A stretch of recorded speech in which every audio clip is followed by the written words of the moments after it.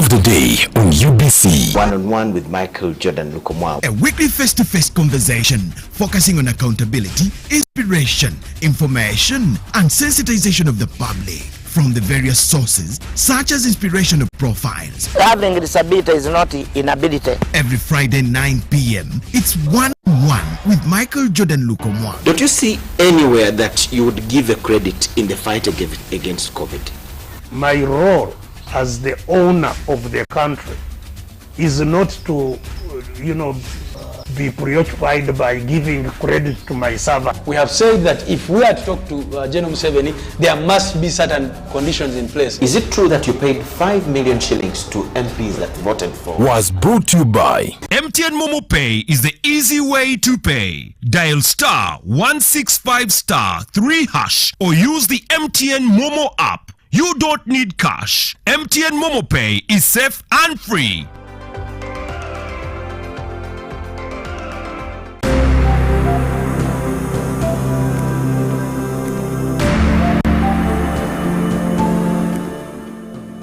This plan, as the name prescribes, is the project for restoration of livelihood in northern region.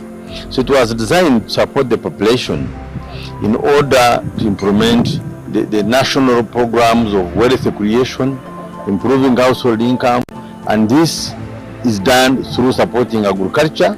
And by supporting agriculture, you support seed production, training of farmers, mindset change, and if it went ahead to have components of food security grants, whereby families were given grants to be able to improve their food security. But there was also community-based natural resources grants which were given to families to put in place woodlots which would help them to reduce on killing the vegetation and deforestation, looking for energy or for firewood.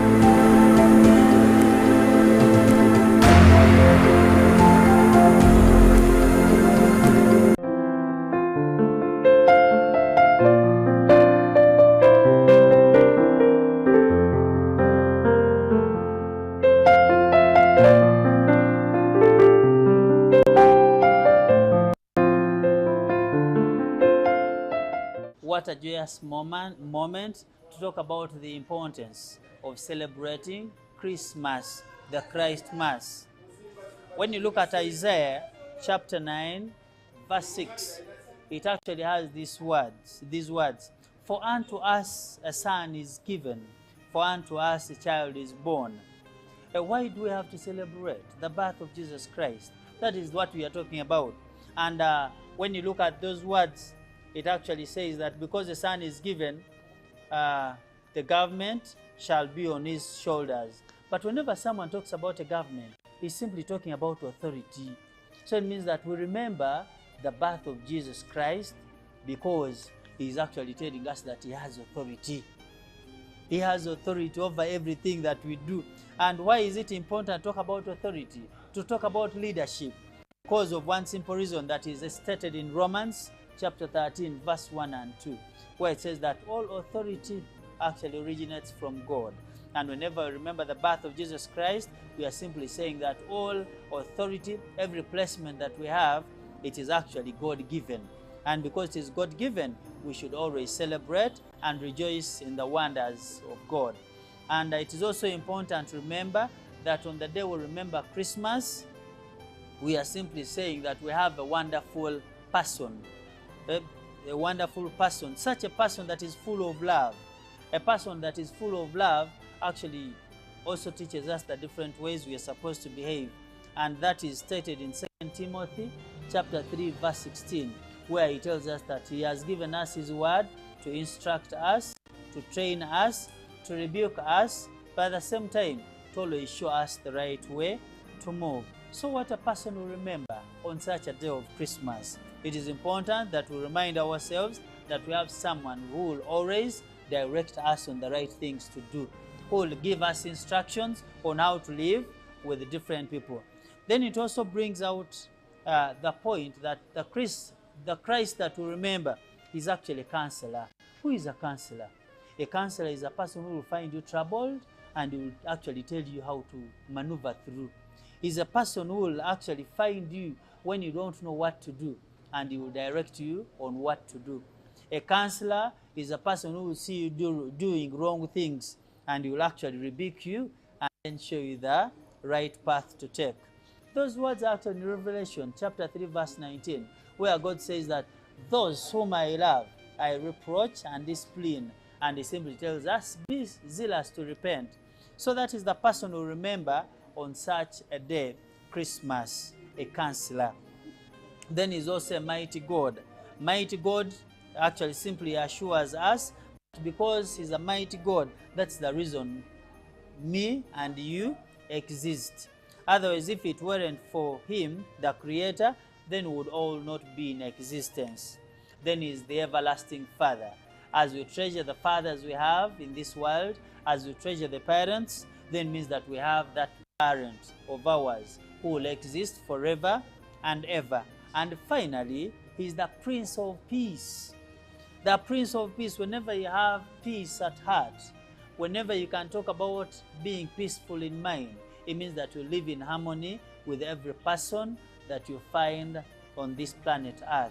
You'll as well struggle to wish others good. You'll be a kind person. You'll be a passionate person. You'll be a patient person, because those are the attributes that you'll ever find with Christ. So on such a day as Christmas, it is a day we remind ourselves that we have the one who owns authority, a wonderful person, a counselor, a mighty God, everlasting Father, and the Prince of Peace. May God give you the peace that you will actually desire to have. And when you celebrate this day, just remember that he actually needs your heart.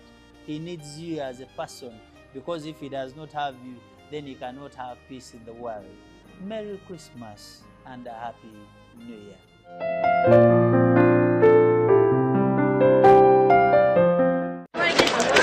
Junko. Yo. Check the shopping, man. What's your secret? Haven't you heard of the parish development model PDM? Yes, I did, but I thought it was just a talk. No, it is real. I and a few friends together formed a circle, accessed money from the PDM, invested in a portrait project, and now things are moving. Junko, I thought I was one of your friends. You are, but you left me behind. I didn't leave you in poverty. What you do, just visit your LC2 chairperson and your parish chief, and start the process of economic transformation. Just like that. The parish development model is an initiative from the government of Uganda through the Ministry of Local Government, designed to transform all lives of Ugandans for the better. PDM, my parish, my development, my life. UBC is the national public broadcaster. We educate, inform, entertain, and inspire our audience. You can watch us on free-to-air channel 001, DSTV channel 282, GoTV channel 371, Star Times channel 201, Zuku TV channel 20, and Azam TV channel 350. Even when your subscription expires, you can still watch UBC for free on your pay TV platforms. Live from UBC Studios in Kampala, this is Good Morning Uganda Extra.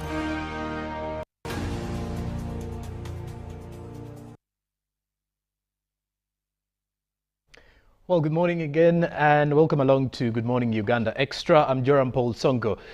Back to our series of access to justice. Yesterday we were looking at technical bit of it. Now this time around from the Secretariat perspective is we are continuing with our conversations for looking back at the performance for the financial year 2023-2024. The access to justice as the subtag, like I'm mentioning this morning. But also you should remember that since its inception in 1999, the justice, law and order sector has been ensuring that justice prevails in the country, and also the mere fact that human rights have to be upheld. That is for Ugandans, regardless of gender, regardless of where you're from, and regardless of tribe. or social standards. This morning, though, I do have 3 guests in studio, and we're going to have more conversations rotating around access to justice. I'll start with my immediate left, that is Ms. Rachel Odoi-Mosoke, Mrs. Rachel Odoi-Mosoke, who's the Senior Technical Advisor from the Justice, Law and Order Sector Secretariat. A very good morning, ma'am, and many thanks for joining us. Good morning, and good morning to viewers. Well, it's a pleasure having you. And next to her is a gentleman, Mr. Modoi Musa, who is the Advisor, Human Rights and Accountability at the Justice, Law and Order Sector Secretariat. Good morning, sir, and many thanks for joining us. Good morning, and good morning to our viewers and listeners out there. All right. And then at my extreme left, also the immediate left to Mr. Modoi Musa, is none other than Miss Lucy Ladira. She is the Advisor, Criminal Justice at the Justice, Law and Order Sector Secretariat as well. A very good morning, ma'am, and many thanks for joining us. Good morning. Good morning, viewers, and thank you for having us. All right.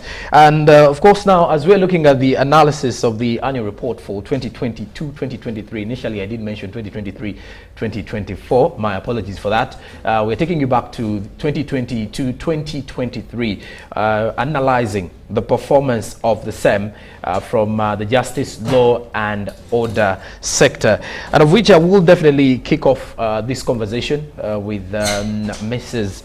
Rachel Odoi-Mosoke. When you look at the report for the financial year 2022-2023, briefly, what were the key focus areas to the access of justice in the country? Yeah, thank you very much. Maybe just to put it again into context, when we were established in 1999 as the Justice, Law and Order sector, the government of Uganda was implementing the sector-wide approach. So the planning framework for the government institutions was in the sector-wide arrangement, and that's why we refer to the Justice, Law and Order sector. Right now we are implementing a program-based approach where we have the institutions now arranged under programs. So the institutions that we captured under the Justice, Law and Order sector are now housed under the Access to Justice sub-program of the Governance and Security Program. So when we look at the annual report for 2022-2023, it refers to the Access to Justice sub-program. So just to understand the context and the journey that we have gone through. So it's really progressing together with the current government planning framework under the National Development Plan 3. So the report that we have been discussing and analyzing covers the period 2022 to 2023. And it's our operations under the Access to Justice Strategic Plan, which is covered under the broader Governance and Security Program Plan. And it's in line with the National Development Plan 3. So it's really aligned to the broader government planning framework and speaks to the government planning structures and the government results framework. But we focused on 3 key areas as the Access to Justice institutions. The first of those ones is strengthening a people-centered justice delivery system. And when we're talking about a people-centered system, we're talking about a structure that is responsive to the needs of people. We're talking about a structure that is physically accessible, so making sure that our services are close to the people.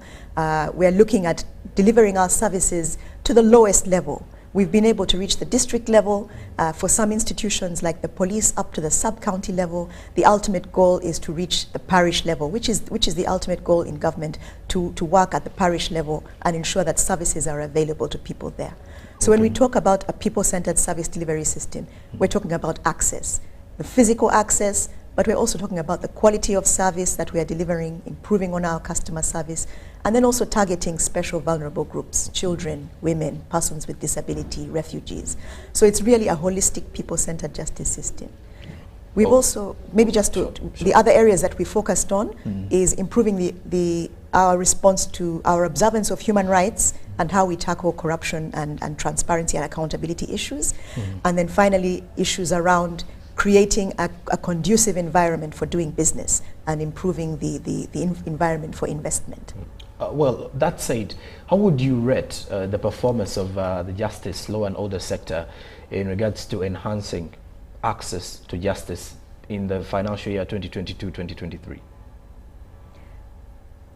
We've made significant progress. This has been a gradual process.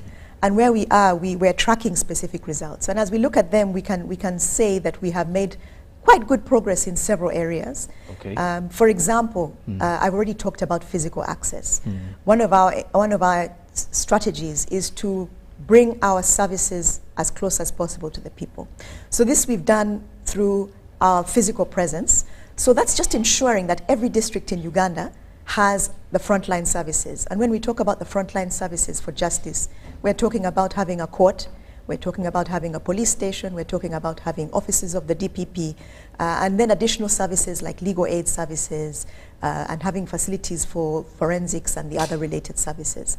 So we've worked to do that. We've made sure that every district now has those frontline services. But we've also made sure that in over 70% of those districts now, we have them in our own buildings. We have constructed permanent, purpose-built facilities for them that have all the necessary facilities for them to operate effectively. But we've also tried to ensure that they deal with the issues that address strategic groups. So for example, right now, we are customizing our services, our facilities to make them friendly to persons with disability, adding ramps, adding access points, but also adding providing documents. For example, we have translated some of the key documents, the Constitution and some key legislation into Braille, so that they're accessible to persons with visual disabilities. We've also dealt with making facilities child-friendly. We have a lot of children who interface with the justice system, but it's not a very friendly system even for an adult.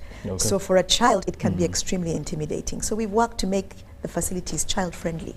We've provided spaces and facilities and technology that allows them to interface in a more comfortable way with the justice processes.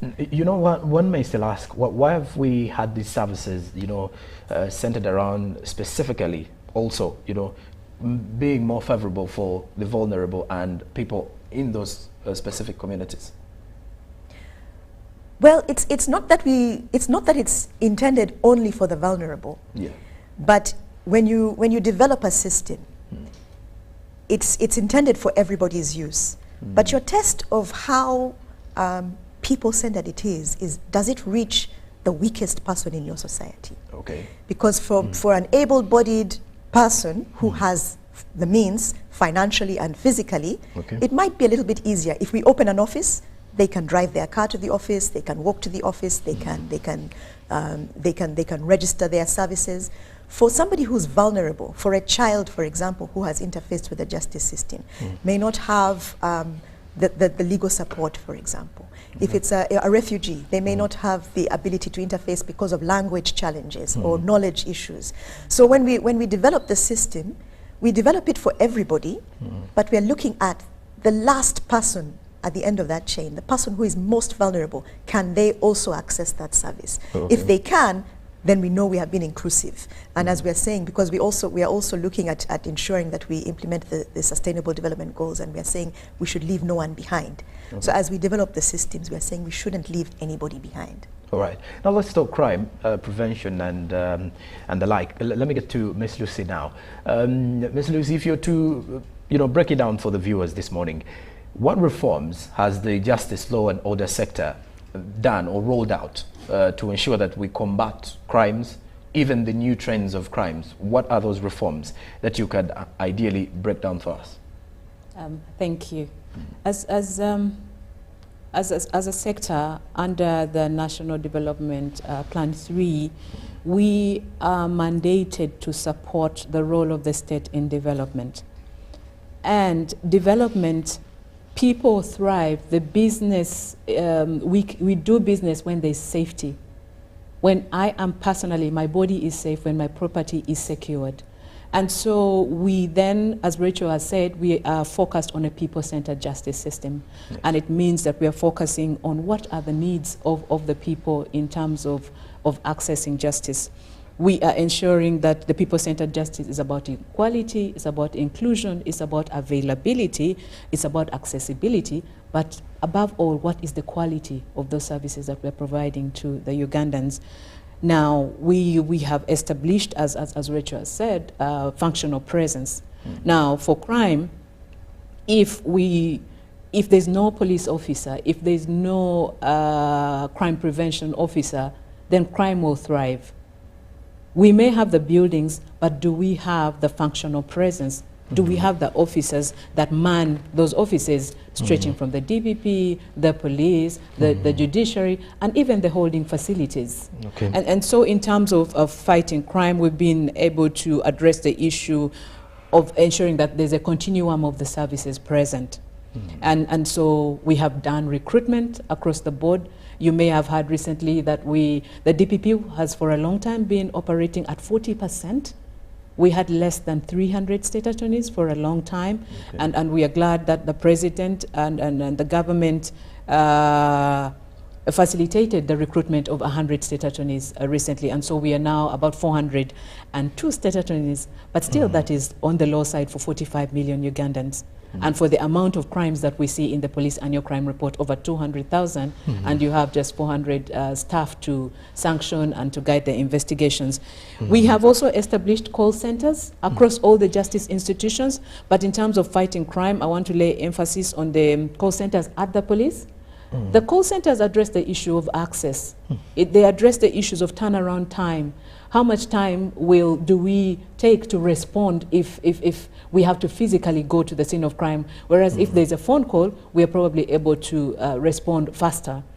We have also the canine, the working dogs. We've been able to invest in canine. Okay. You've seen the news where people, they're showing the dog has gone to a certain home. Yeah, sure thing. And somebody has been arrested. And we're happy to report that over 4,390 suspects were arrested as a result of the canine. But more importantly, we were also able to recover exhibits. Over 1,700 exhibits were recovered as a result of using the canine. We've also given support to medical examination. You have seen the crime report, and the numbers of sexual violence and other physical crimes are high. And so we support the Ugandans to provide money for medical examination. We also give support to capacity building, as I said, functional presence. Crime, the face of crime has changed. It changes almost every other day. And the criminals are sometimes one step ahead of us. So we ensure that we build capacity. The way we knew crime 20 years ago is not the way we know crime now. Lately, yes. And so we have to invest in capacity development across the whole chain. CCTV camera. We have rolled out the CCTV camera, and over 22,000 incidents have been monitored using the CCTV cameras, and over 3,000 criminals have been arrested using the CCTV cameras. We also are doing community policing. As you said, people-centered justice is about involving the community. So through the community policing is about you and me playing the role of ensuring that we prevent crime, that we help the police to help us investigate those cases. And then we are strengthening coordination at all levels, because criminal justice is not a one institution agenda. It is for the police, it's for the DPP, it is for you and me. So that coordination is something that we have heavily invested in at all levels, at the national and also at the subnational level. Well, and of course, when you look at the observations, let's say what has been noted, you would agree with most of those in regards to the changes in how to combat crime in the country. Now, let's talk also inclusive, the issue to do with inclusive service delivery in the justice, law and order sector, and of which I will definitely bring in Mr. Modoi Musa. On this particular matter, what is the human, best approach, human rights best approach that has actually been laid on board, and how critical is it to address the same? Thank you, Jerome. I think it's a very pertinent issue, and for us as a justice system, it's at the center of our thought process. In terms of, if I step back a bit and give a bit of context, for the 5 years of the NDP3, our theme is about empowering people, building trust, upholding rights. And you just heard from the senior technical advisor, our core delivery result is about strengthening people-centered justice. So this is about a paradigm. It's a paradigm shift away from looking at development from an angle of providing goods and services for the sake of it, but rather from an angle of addressing rights and entitlements of the citizens and the public as a whole. So the human rights-based approach is about ensuring and mainstreaming human rights standards across the entire government programming system, normatively based on human rights standards and principles, and operationally designed to achieve those rights. So that the entire architecture of public service delivery is about making the citizen and their dignity being recognized and meeting and fulfilling their needs. So we are looking at empowerment, we are looking at inclusivity, we are looking at participation, and more importantly, voice and space for engagement. Because traditional service delivery anchored around think for the public. But once we embrace the human rights-based approach, we think with the recipients of the service. And that's why my colleagues talk about coordination mechanisms. We have things like the district chain link committees. They are like barazas at the district level, where we sit together, discuss justice issues, raise critical challenges, find local solutions, and if they're national transformable issues, they bubble up to the center, and we're able to have that transformation. So functionally, we are changing the narrative. And if you look at human rights as a discourse, we are moving away from the silo approach and saying, look, this is the business of the Human Rights Commission, the Equal Opportunities Commission, and we're saying, no, it's a mainstream issue. Across all functions, we have to think rights. We have to think about realizing the needs and the interests of the people from a human rights normative standard. And this has really worked. If you look at, for example, the government budget cycle, it starts and runs on a participation note. Okay. And as a country, I think on the African continent, we are one of the lead countries where the government is exceedingly transparent on budget and very high on inclusion. And we've done this through capacitation of the duty bearers, leveraging the technical capabilities of the Uganda Human Rights Commission. We are building capacity across all duty bearers in all government functionaries, and also empowering the citizens so that we're able to balance the demand and supply side. When we talk of duty bearers from the government side, they appreciate the expectations of the right holders on the public side. And it's yielded us dividends. And we believe that if government takes and continues to hold its position as the #1 welfare maximizer for its citizens, and we're leveraging the constitutional promise of saying, look, you govern in the name of the people. Similarly, justice is to be administered in the name of the people. And if you don't create spaces where they're empowered, where they have equitable access without discrimination to engage, and they're active players in the process, if you have those deficits, then you're failing on your constitutional obligation.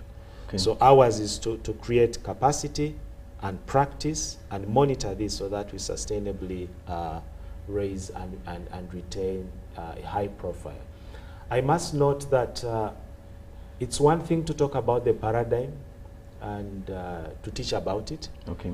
It's another to institutionalize. So what we've done, we've developed what we've called a national action plan. We have one for business and human rights. We have one for broadly human rights that is targeting all government institutions. And we have created units within the government institutions, where the security agencies or the other justice institutions. And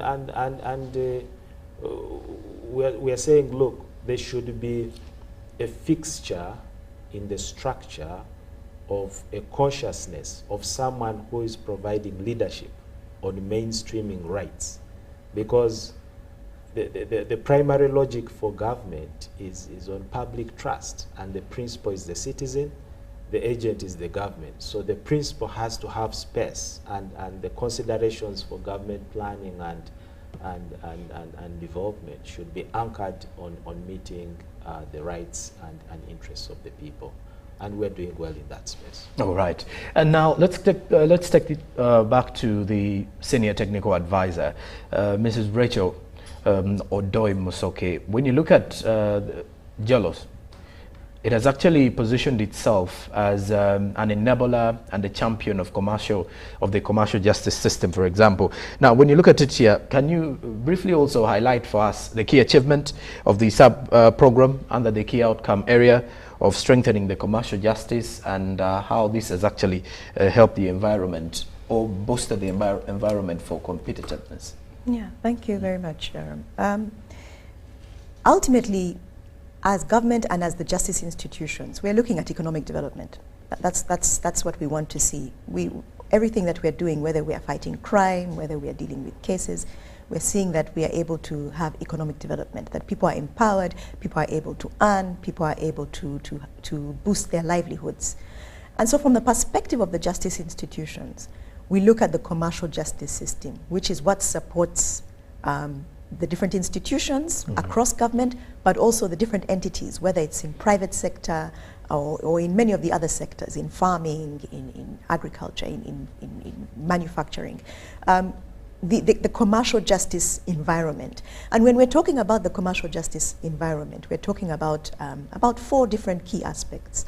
We're talking about the commercial laws. What legislative framework do we have to promote trade, to promote business, to support commerce?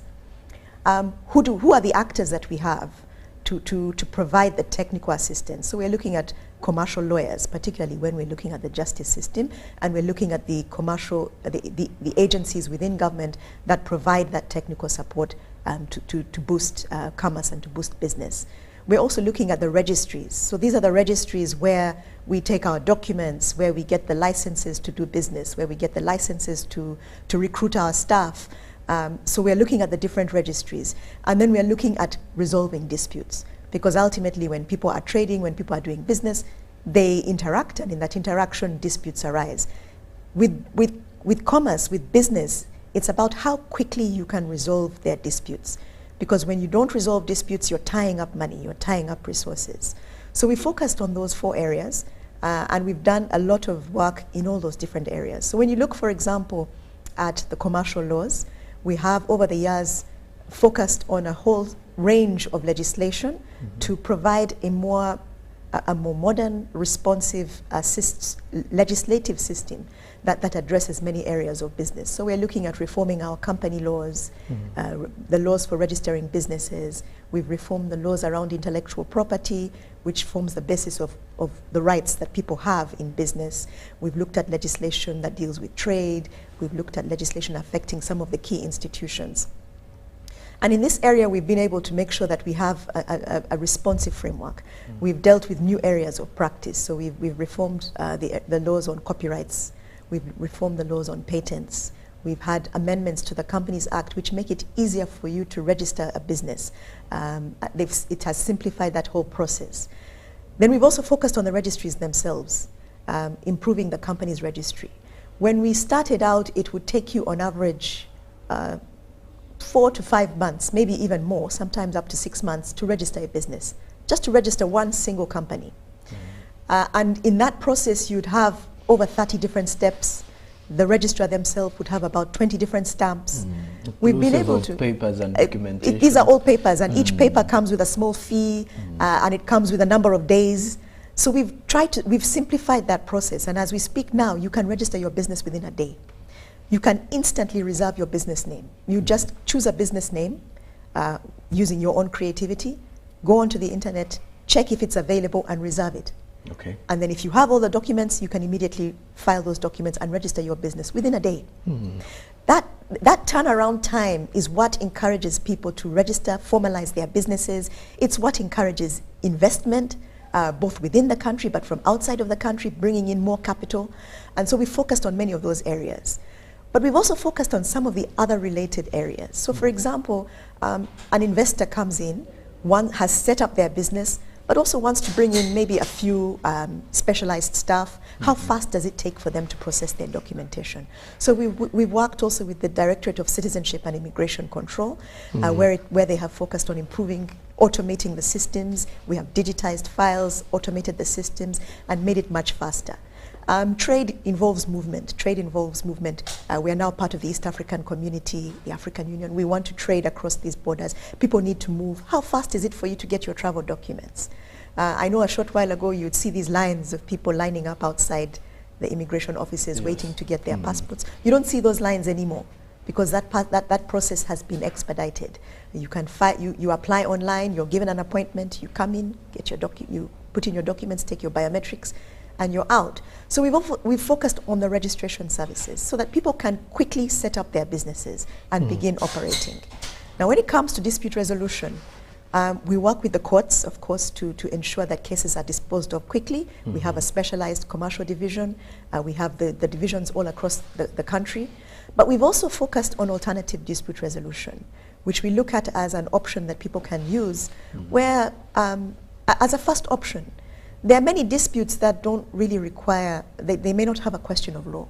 Okay. It's a question of, between the two of us, can we reach an agreement? So we encourage people, if you can, mediate your dispute. Get a mediator who can sit down with you and facilitate you to have a dialogue.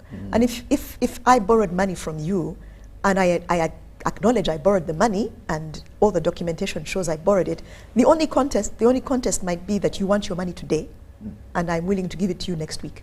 So a mediator can sit with us, and we work out a solution, and you resolve your disputes. Instead of taking it to court. Instead of taking it to court and spending a lot of time, also clogging up the courts with disputes that could be resolved. So we're looking also at alternative dispute resolution as one of the issues, in addition to the normal process in the courts, as one of the areas how we can expedite the handling of commercial justice. And then, of course, we've worked to build the capacity, working with the lawyers, to build their capacity to be able to provide services, both the lawyers in professional practice, but also the ones we have who support us through the legal aid services. So we have those lawyers who provide legal aid services, providing legal advice, but also providing assistance to those who have to go to court or to resolve disputes. So in that sense, we are providing the framework, the environment for people to be able to run their businesses efficiently and to keep the commerce going, so that we don't get held up in legal processes and legal technicalities. Okay. And now to Mr. Modoi Musa, I would wish to as well understand, how has the Justice Program engaged in issues of improving efficiency and effectiveness of institutions to fight corruption? You know, corruption has actually eaten us up as a country for quite some time. More efforts have actually been in place to ensure we curb the same. This year, I should say, even last year, we've been able to recover lots of funds in regards to corruption cases as well. But if you're to look at that, just as well, to my viewers out there, they need to get a clear picture from the justice side. Thank you, Jerome. As you put it rightly, we have a problem as a country. It's not exclusive to the justice space. And the indices don't look good, both with surveys at national level and international level. The only thing is that the surveys don't capture enough the effort that is being put in place. In the sports realm, if I may give a figurative illustration, when you go out to compete and you collect the gold, the silver, and the bronze, the celebration is full circle. True. It's been without pride that for some years back running, the justice, law and order sector has been collecting those three in the sphere of corruption. And the leadership was immensely concerned. We took a decision to develop a framework under which we can consistently and in a very harmonized way start to reverse the trend. We developed a justice, law and order anti-corruption strategic framework to try and again wait for responses from outside, to avoid waiting for responses from outside, from the IG and the other. And we've also proceeded to develop institutional-based anti-corruption action plans and strategies. But those are means to curing or addressing the problem. in 2020, we also went ahead and undertook a corruption risk assessment, and it was very revealing. It helped us to identify where the vulnerabilities are and where the challenges are. And one of the things I would like to highlight is the zoom on management deficits, supervisory deficits. And I must tell you that we've strengthened those areas in terms of management structures to try and limit opportunity for corruption. We've embraced technology. We are automating most of our processes. You notice the judiciary is rolling out aggressively on the electronic case management systems. The lawyers don't have to walk to court to look for a clerk who will want a little bit of something before you have your documents received and stamped, or to just get a status, or is my case was listed. You go online and you can see everything there. So we noticed that there's opportunity in the interaction between persons, and that was really eating us. And we've tried to reverse that. You also notice from the traffic police, there are more gadgets than before. And for us, our logic is when we reduce the human interface, we are reducing opportunity, notwithstanding that we also have the strong repressive mechanisms. Repressive of what has taken place. And I must say it's not just for the sector, but also a contribution to the national discourse, particularly in the area of investigation, detection. You'll be glad to note that our lead criminal justice institution in that space, the Office of the Director of Public Prosecutions, is doing very well. And we're really happy with the convictions that are coming through. At 82%, it's a very, very, very rare register. Last year, we were about 81% conviction in corruption cases. We have a very strong anti-corruption court specialized at that, and its performance is always and has consistently kept above average, way above average, at with a clearance of 110%. What that tells you is that they're clearing more corruption cases than what is coming in. While we have a broad case backlog problem, but in this particular dimension, we are having a very impressive performance. Now, one would wonder that with those positive indices, how come the terrain is not changing? How come the national indices are not changing? It's a progressive trajectory. There's a lot to do with changing systems, strengthening systems.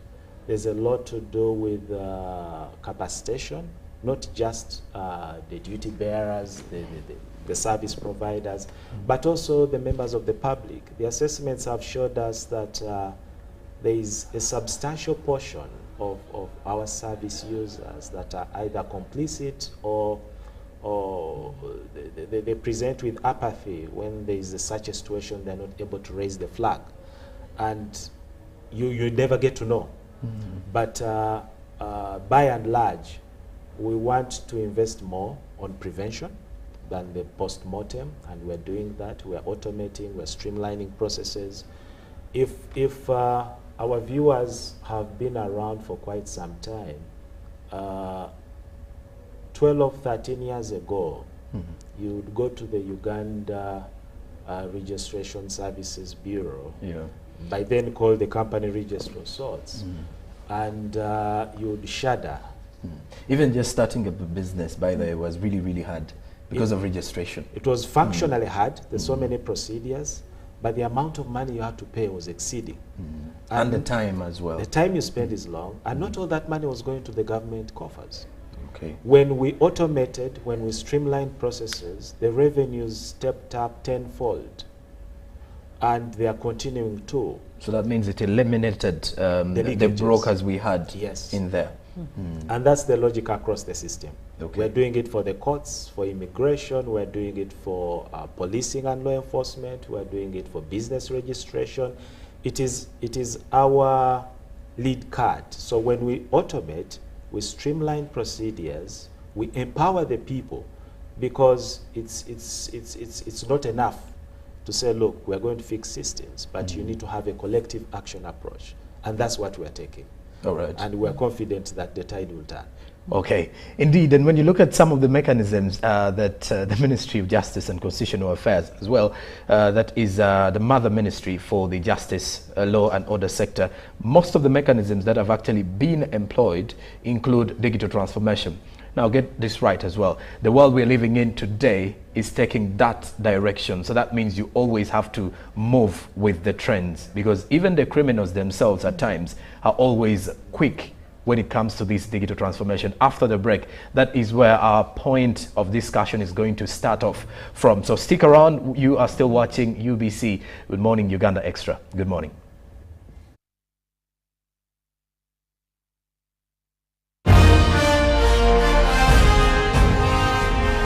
Live from UBC Studios in Kampala. This is Good Morning Uganda Extra.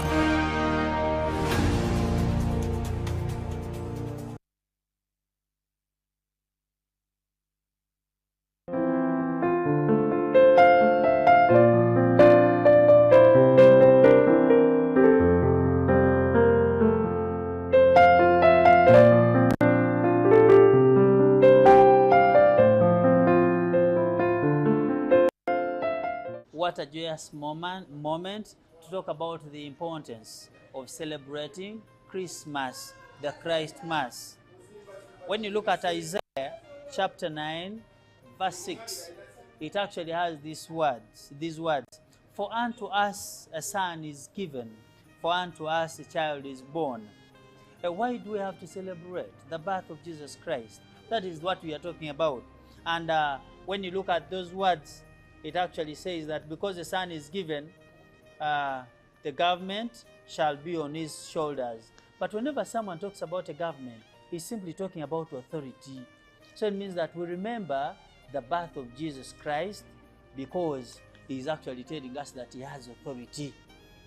He has authority over everything that we do. And why is it important to talk about authority? To talk about leadership, because of one simple reason that is stated in Romans chapter 13, verse 1 and 2, where it says that all authority actually originates from God. And whenever we remember the birth of Jesus Christ, we are simply saying that all authority, every placement that we have, it is actually God-given. And because it is God-given, we should always celebrate and rejoice in the wonders of God. And it is also important to remember that on the day we remember Christmas, we are simply saying that we have a wonderful person. A wonderful person, such a person that is full of love. A person that is full of love actually also teaches us the different ways we are supposed to behave. And that is stated in 2 Timothy chapter 3, verse 16, where he tells us that he has given us his word to instruct us, to train us, to rebuke us, but at the same time to always show us the right way to move. So what a person will remember on such a day of Christmas. It is important that we remind ourselves that we have someone who will always direct us on the right things to do, who will give us instructions on how to live with different people. Then it also brings out the point that the Christ that we remember is actually a counselor. Who is a counselor? A counselor is a person who will find you troubled and will actually tell you how to maneuver through. He's a person who will actually find you when you don't know what to do, and he will direct you on what to do. A counselor is a person who will see you doing wrong things, and he will actually rebuke you and then show you the right path to take. Those words are actually in Revelation chapter 3, verse 19, where God says that those whom I love, I reproach and discipline. And he simply tells us, be zealous to repent. So that is the person who remember on such a day, Christmas, a counselor. Then he's also a mighty God. Mighty God actually simply assures us that because he's a mighty God, that's the reason me and you exist. Otherwise, if it weren't for him, the creator, then we would all not be in existence. Then he's the everlasting Father. As we treasure the fathers we have in this world, as we treasure the parents, then means that we have that parent of ours who will exist forever and ever. And finally, he's the Prince of Peace. The Prince of Peace, whenever you have peace at heart, whenever you can talk about being peaceful in mind, it means that you live in harmony with every person that you find on this planet Earth. You'll as well struggle to wish others good. You'll be a kind person. You'll be a passionate person. You'll be a patient person, because those are the attributes that you'll ever find with Christ.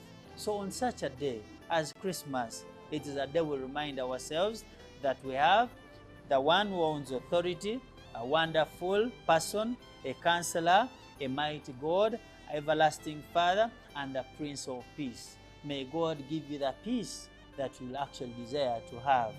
And when you celebrate this day, just remember that He actually needs your heart. He needs you as a person, because if He does not have you, then He cannot have peace in the world. Merry Christmas and a Happy New Year.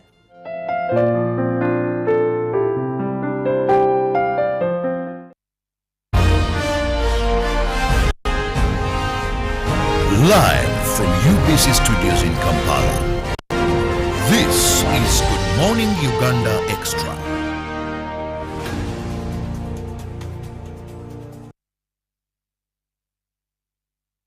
All right, we'll be back from the break and we continue with our conversation this time around. And like I did mention after that, before the break, the trends of technology have actually caught us. Definitely. It is not something you're going to run away from.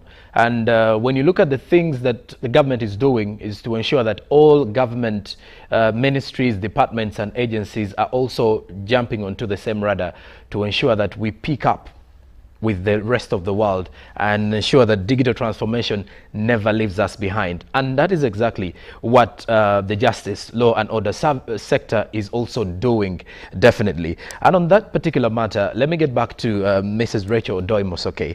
When you look at the sector prioritizing digital transformation, the automation of business processes, you also look at systems integration. How will this digitization process, help us distribute the issue to do with transparency and accountability in all the institutions under GELOS? Thank you, John. I think looking at the issues around automation and integration and the issues around the use of technology generally, we've always looked at it as an option, and it's something that was progressively being implemented. I think our experience during the COVID-19 pandemic and the lockdown was really a changing point where we realized almost the urgency of automation. At this point, almost all services everywhere were going global, were going online. People are now using their smartphones, running their businesses on phone. They're accessing services, all these online service providers. And as Lucy had mentioned, even the criminals had moved online, and they tend to be early adopters of technology. They're usually the first people there and start getting into the system. So as a justice sector, we had to look at it from many different angles. One, of course, was our responsiveness. As I mentioned, the criminals were on there. We had to catch up. We have to also be able to respond to online crime. And the crime trends, unfortunately, we are seeing is that's one of the areas where crime is increasing. So obviously our efforts around that was the security around the digital technology. But we also looked at it from the efficiency point of view. It's one thing for us to deconcentrate physical presence. Constructing buildings takes a lot of money. Sending staff, we've already mentioned in some areas we don't have the optimal number of people. So how do you structure the service in such a way that you can deliver it efficiently with whatever little resource you have? And technology is one of those options. If you can put a lot of these services online, where people can do a lot of what they need to do online, and then you just have the backroom staff to process the documents, it creates efficiencies. So we've done that by digitizing files across the institutions, and then creating online platforms for service delivery. So we are seeing the ECMIS, in the courts, which is the electronic court case management system. We are seeing the PROCAMIS for prosecution. We have the registration services, which are now almost fully automated. The immigration services are automated. But even in some of the other, what we'd call more traditional institutions, police and prisons, they're also automating their processes. They're digitizing their files. So we have the police systems that are being digitized. We have systems in the prisons to manage, because again, you have people in the prison system who need to be brought to court. If the information is being shared, then you have a more efficient process. So we've looked at both digitization, but we're now looking at integrating those systems, so that while each institution has its automated system, those systems can begin to talk to each other. And that has many advantages. One, it creates the efficiencies. It allows the people in charge to make quick decisions. If I am organizing a court session, I can quickly check with prisons and they can tell me how many people are on remand in that particular circuit. At that time. And how many of them are at what stage, how long have they been there. So as your cause listing, you have quick access to this information. If I'm in court and somebody has appeared there as a surety and they have presented a national ID, I can quickly check with NIRA. Is it genuine? Is it authentic? If I'm applying for, right now when you apply for your passport, they can quickly cross-check with your national ID, and the process is expedited. So it creates those efficiencies. But as Musa said, it also deals with the issue of corruption and transparency, because it's removing those middlemen, it's removing those third parties, and then creating a system where there's an electronic audit. There's an electronic trail of the transaction. So even I, as the officer who's handling that process, I'm also, there's some level of accountability for me as well, because you can see what actions I've taken. If I've processed one document, I cannot just make changes unilaterally for my own reasons. There's an audit trail, there's a trail. So that whole process helps to create a more efficient, more transparent, but also a more accessible service. So we're focusing a lot on both the automation and digitization, but also the integration of those systems so that they begin to talk to each other. Okay, and let me get to Ms. Lucy now. In addition to the SEM, how impactful is digital transformation, you know, as a tool to enhance transparency within the jealous institutions? Thank you. I want to look at it from the point of evidence-based planning. Okay. You cannot have evidence-based planning when you don't have the information. And the information is about the data. Yes. Right now, what we collect at the different institutions is information that serves our individual needs. What do I need as police? What do I need as DPP? And it's mostly administrative data. But that data is not necessarily speaking to how we are working together as a chain. Remember I mentioned that justice is a chain, it's not an individual institutional agenda. And so if we are desirous of having that chain kind of work, then we need a system that is integrated, that is interoperable, meaning that if I report a case at police, the state attorney will immediately see it that Lucy reported a case on Monday. And because there are timelines and performance standards, I then know that I am supposed to sanction this file by Wednesday. And that is the system that enables me to see that. Because we're having issues where somebody goes to police and says, no, the file that you were a state attorney, and it's not really there. So once we have the system, it's also going to support supervision. Yes. That the IO, that the district CID officer knows that when they allocated the file to X on the second day was able to put this kind of evidence and was then able to send it. And so we are strengthening governance by having that system in place. A few years ago we met the president and he said we were asking for more personnel. And he said, yes, I hear you, but I'm more interested in having force multipliers. And part of the force multipliers is about having that information management system, that whereas I'm not there physically, the system will be working. I'll give you an example of forensic, scene of crime management. We are working towards having a system where the scene of crime officer, immediately he collects the evidence from the scene of crime, it is sent to the central database. And we won't lose the information one, but also we will be addressing lead times. But just to wrap it up, we want to ensure that the technology that we have not only strengthens access to justice, but that we take active steps to ensure that that technology is used in the best way possible, and that it enhances equal and inclusive justice, but also ensuring that that technology and the innovations do not leave behind the people that do not have the capacity to use the traditional kind of systems, that people who are challenged with technology.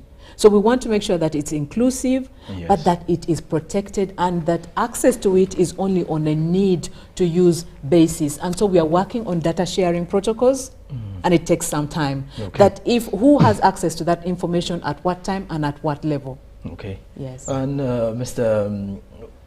Mosa, you have something to add on that?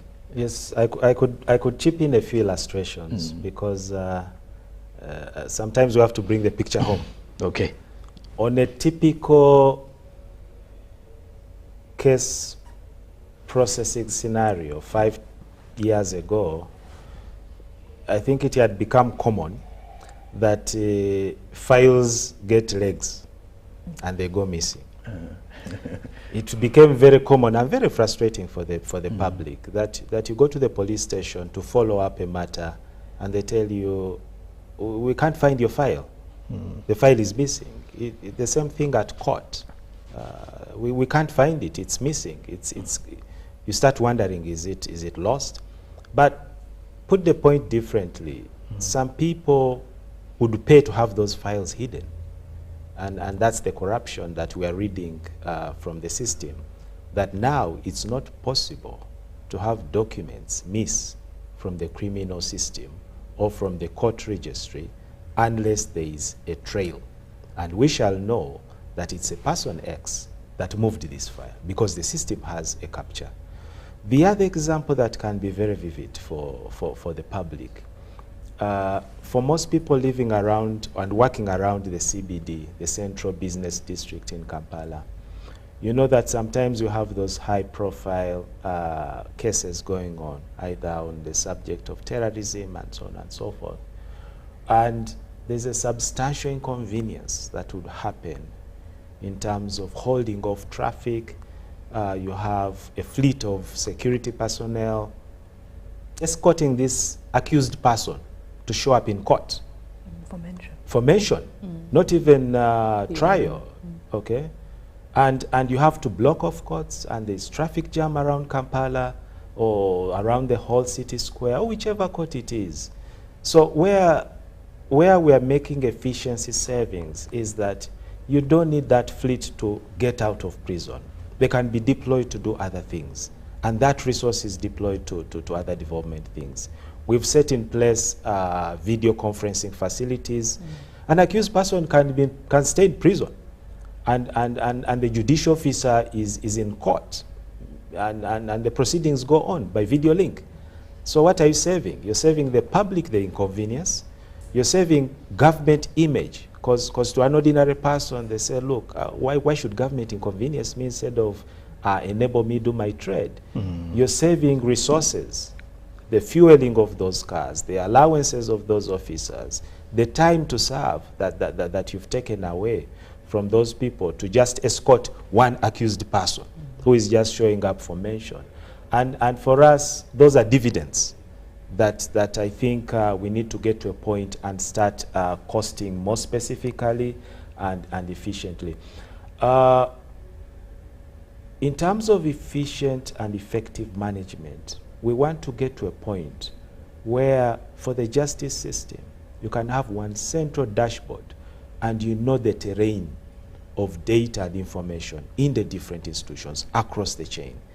If you ask the senior technical advisor, it should come to a point where by click of a button, we'll tell you the status and the load of suspects at police, people on remand, accused persons waiting for trial, the load of cases with the prosecutions, how much backlog is with government analytical laboratory, waiting for processing to be presented to court as evidence, and what is the status in court.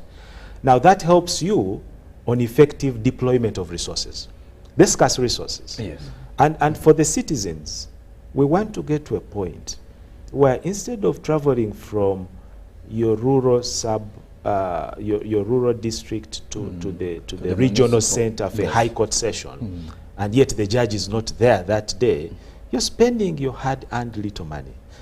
And what should prevail and what we're aspiring is that you're able to send an SSD code on your simple phone, and you get a status of the case. Okay. We have trial, adjourned, show up on this date. Very precise information. So that's our aspiration with, with automation, and we are making good progress. Okay. And now, in our conclusive remarks, I will give you two minutes each as we get, I don't know how I can call this. Is it a vote of confidence? No. I will definitely say a message to the Ugandans, you know, reminding them that the justice, law and order sector is definitely here to serve them, and it will ensure all that is going on smoothly in the years to come. I'll start with Miss Lucy as we're getting into our final takes of the show. Yeah, we're getting into the holiday season, and yesterday we were talking about sexual and gender-based violence, and the level at which our children, our family members are predisposed to some of these instances. If you look at the annual police crime report, the sex-related cases against children increased by 55%. That is worrying. Yes. It is worrying. It means that the lives of our children are being impacted. And for me today, my message is to the parents, is the community. Let's go back to that African setting where every child in the community is actually my child. So if you found them on the road, you found them in a compromising situation, be able to reach out to the local council chairperson, be able to reach out to the police and report. We need to protect our children.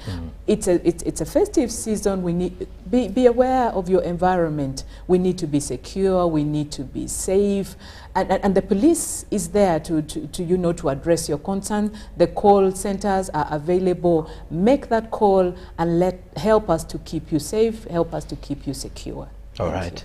Thank you very much. Back to Mr. Modoi Musa now. Thank you. My last 2 sentences to this is tomorrow, the 9th December, is the International Anti-Corruption Day. It's a UN designated day to commemorate the global fight against corruption. Now, for a long time we've delegated this responsibility to anti-corruption agencies. My appeal to the public and the viewers out there is that we have one country to fix, and it's one Uganda for all of us. True. We either choose to break it or to fix it. I appeal for collective action. Let everyone make their modest contribution. It's not about the IGG. It's not about Directorate of Ethics and Integrity or the Office of the Auditor General.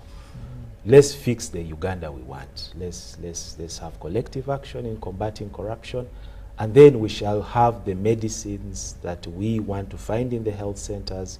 We shall have the judicial officers at the courts when we go there. We shall have the responsiveness of police services in time, because we've saved enough and we've deployed that resource enough. And lastly, after tomorrow, the 10th of December, is again the UN International Human Rights Day. And my appeal to the people of Uganda is, let's build the consensus of upholding rights and according each one the respect and the dignity. It's one thing for the duty bearers to deliver, but as citizens, we also have our responsibilities. We've been privy to scenes where private individuals are violating rights of fellow citizens. Let's make it our centerpiece that as a human being, you have a certain value and dignity that you must not compromise. And I wish the Ugandans the best of those commemorations. All right. And now back to the Senior Technical Advisor for your parting shots, as well as the last words you can give to the viewers out there. Thank you very much. I think as we're coming to the end of this year, 2023, we're getting into 2024. Many people are making their New Year resolutions. I think one of those resolutions would be, should be to understand the justice system, to take the time to understand the justice system. We say ignorance of the law is no defense. So take the time to learn. There's a lot of information out there. Many of our institutions are sharing a lot of information about the work and the services that they're offering. So take the time to understand, but also take the time to participate as much as possible where you can. Right from your local councils. We have local council courts, we have the local council systems. Participate in those things, because those are part of the processes that guarantee your rights, that guarantee your safety. But also, to be safe, to take precautions, to be proactive in addressing your security, but above all, to be dutiful citizens and to support the justice system as much as possible. So if you have a service you want to receive, come to the institution. Don't look for a third party to help you. Don't look for someone to support you. Come to the institutions. Our doors are open. Our services, where there are any charges, we clearly indicate what the charges are. So don't pay more than you have to pay. Okay. And it's important, just understand the service and come and enjoy the service that has been provided for you at all the different levels. Well, and if we are to create a crime-free society in our country, it has to start with us. It is the festive season. Lots of accidents as well are being reported, so that means you need to be very mindful and careful while using the road, whether you're a pedestrian, a rider, or a driver as well. You should be mindful of the people close to you as well as you yourself, because it may start with you. That will actually lead to a loss of life or a damage of property as well. And also the idea of the 16 days of activism that we've actually been having as a conversation this morning, you will as well understand that gender-based violence is something we should stand against as a country.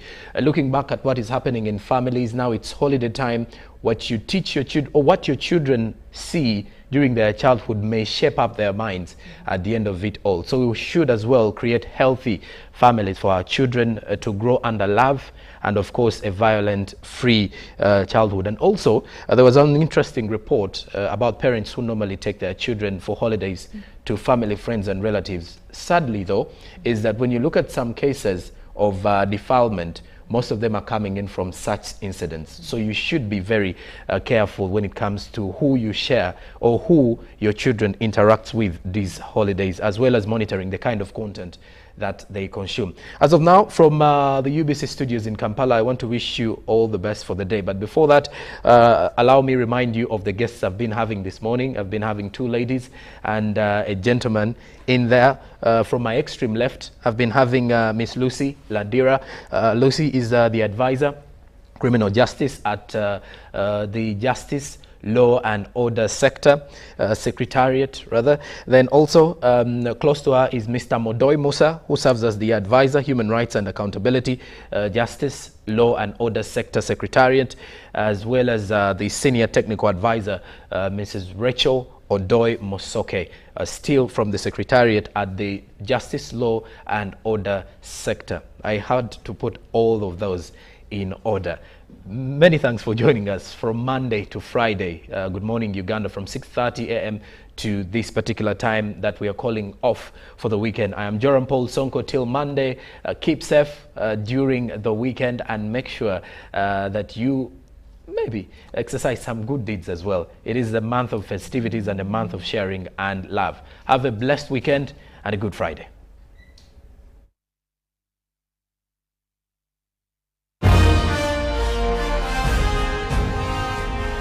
Live from UBC Studios in Kampala, this is Good Morning Uganda Extra.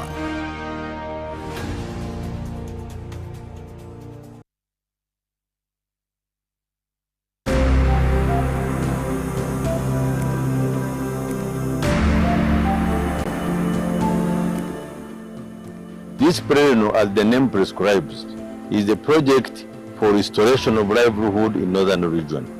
So it was designed to support the population in order to implement the national programs of wealth creation, improving household income, and this is done through supporting agriculture. And by supporting agriculture, you support seed production, training of farmers, mindset change, and if it went ahead to have components of food security grants, whereby families were given grants to be able to improve their food security. But there was also community-based natural resources grants, which were given to families to put in place woodlots which would help them to reduce on killing the vegetation and deforestation looking for energy or for firewood.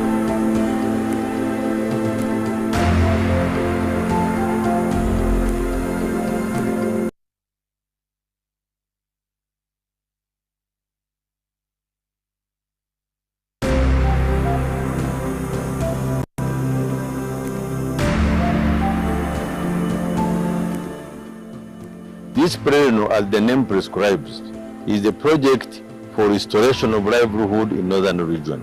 So it was designed to support the population in order to implement the national programs of wealth creation, improving household income, and this is done through supporting agriculture, and by supporting agriculture, you support seed production, training of farmers, mindset change, and even it went ahead to have components of food security grants, whereby families were given grants to be able to improve their food security.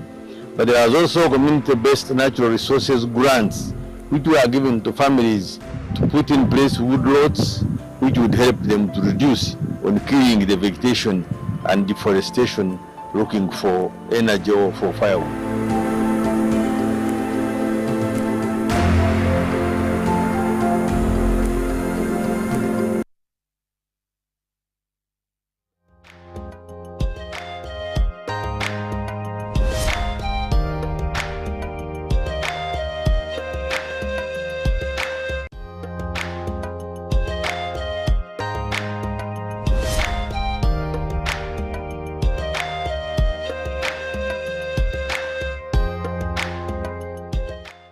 Welcome to Super Soul Sisters. I am your host, Lona Kasasa Jemima, and today I have a very young and talented Super Soul sister who is going to inspire all of you, many young souls that are watching today.